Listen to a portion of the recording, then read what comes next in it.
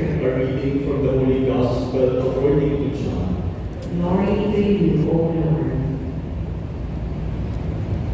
Since it was preparation day, in order that the bodies might not remain on the cross on the Sabbath, for the Sabbath day of that week was a solemn one, the Jews asked Pilate that their legs be broken and they be taken down. So the soldiers came and broke the legs of the first, and then of the other one who was crucified with Jesus. But when they came to Jesus and saw that he was already dead, they did not break his legs. But one soldier thrust his lance into his side. Immediately, blood and water flowed out. An eyewitness has testified, and his testimony is true. He knows that he is speaking the truth, so that you also may come to believe. For this happened so that the scripture passage might be fulfilled. Not a bone of it will be broken. And again another passage says, they will look upon him whom they have pierced.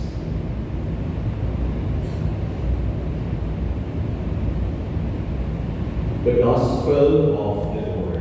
Praise to you, Lord Jesus Christ. My dear brothers and sisters, thank you for being here this evening for our Mass of Encounter for the month of June. Sa mga first-timers po sa ating Mass of Encounter, welcome and thank you for your presence. Sana po ay makasama namin kayo sa mga susunod pang Mass of Encounter every first Thursday here in the Chapel of SM Makati. This is a beautiful gathering of young professionals, but also of all people from all ages and from all sectors in society to encounter the Lord in the Eucharist and to encounter each other in our faith, in our love for God.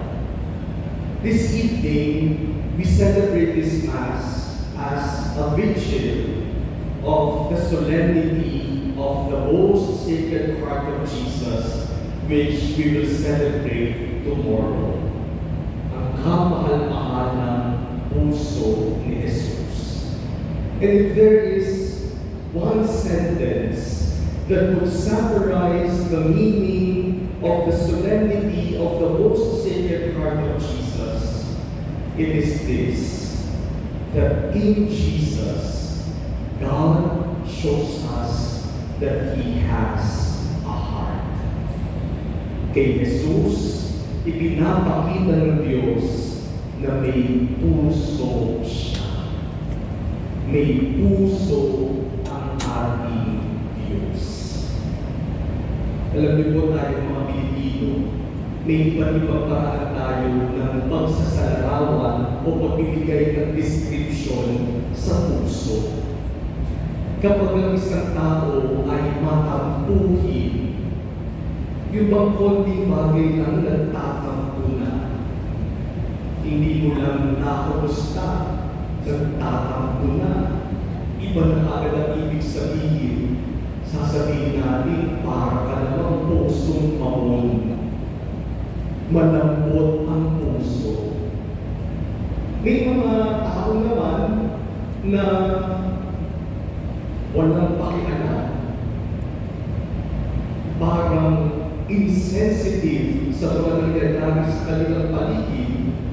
Sasabihin natin, ako ikaw, wala kang puso.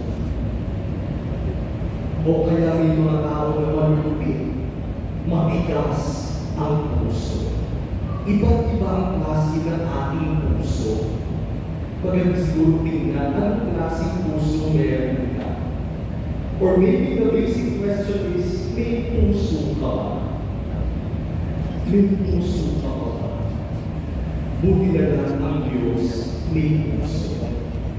At ipinapakita ni Jesus na meron siyang puso. At ang puso ni Jesus ay pusong sugatan. Wounded heart. That is why in our gospel today, we are brought back to Calvary, where Jesus was crucified and died. And the dead Jesus was pierced with an axe, and blood and water flowed. Sabi nila, kaya daw umagos ang tubig at dugo dahil ang tinamaan ng sipat ay ang kanyang puso.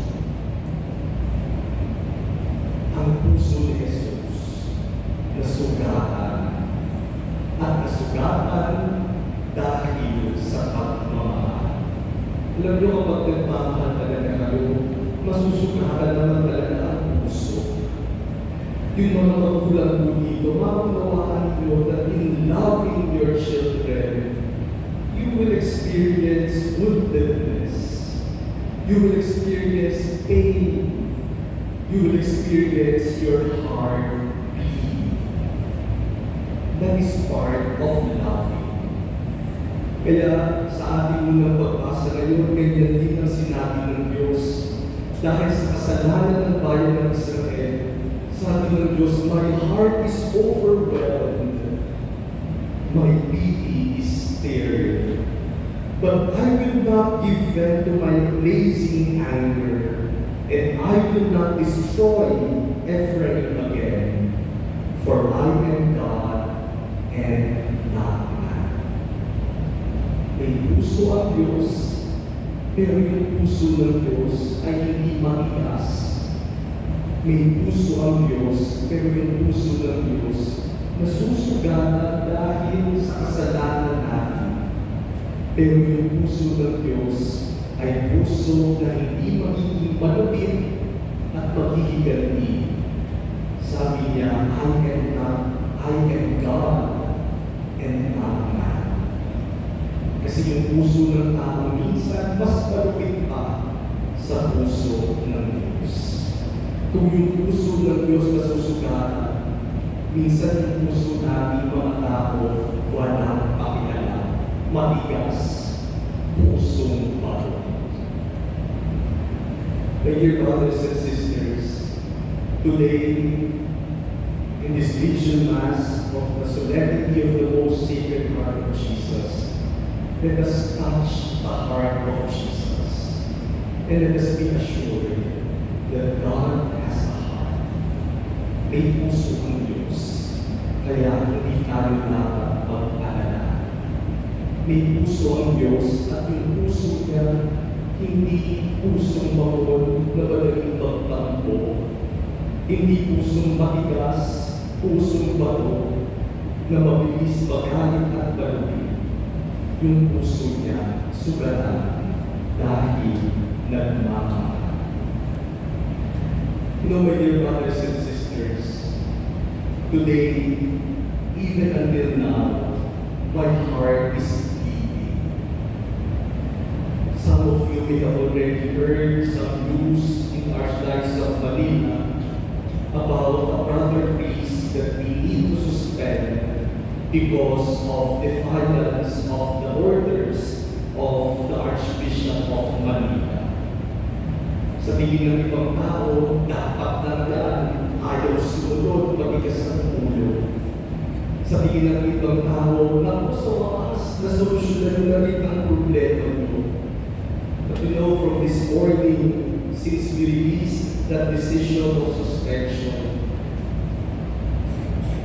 hindi ko tumitigil ang luha sa mga ko dahil mabigat para sa amin na mag-suspend ng isang kapatid na pari. We are not punishing him, but we are calling his attention to his obligation as a priest to obey. And that wounds our hearts. That wounds the heart of the Archbishop of Manila. That wounds the heart of all the priests, because that priest is also our life. We hope that God may touch His heart, for only God to touch hearts, and only God can soften hard hearts. Sana po hindi ng Diyos ang puso natin, upang yung puso natin maging katulad ng puso ni Jesus. Like what St. Paul tells us in our second reading today, may Christ dwell in your hearts so that our hearts may be like the heart of Jesus. Let our prayer be, most sacred heart of Jesus, make our hearts